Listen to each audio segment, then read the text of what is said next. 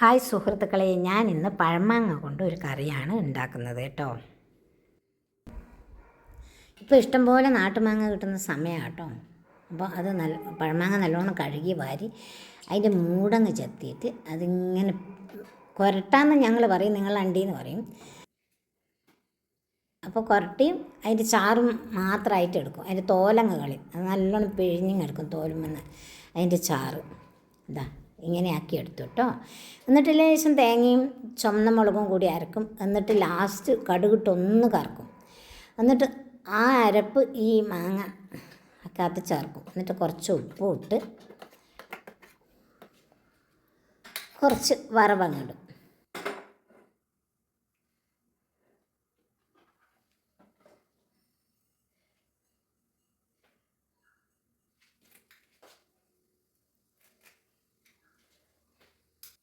ചെയ്യുന്ന പരിപാടിയില്ല. അപ്പോൾ കൊരട്ടപ്പച്ചടി എന്നാണ് ഈ കറിക്ക് പറയുക. അപ്പോൾ കൊരട്ടപ്പച്ചടി റെഡിയായി. ഇനി അല്പം ചോറ് കഴിക്കും. ഓക്കെ, ഇന്ന് ഞാൻ ഉണ്ടാക്കിയത് ചോറും കോവയ്ക്ക തോരനും ഈ പഴമാങ്ങ കറിയുമാണ് കേട്ടോ, കൊരട്ടപ്പച്ചടി. അപ്പോൾ ഞാൻ കൊരട്ടപ്പച്ചടി എല്ലാം കൂട്ടി ചോറ് തിന്നിട്ട് കേട്ടോ.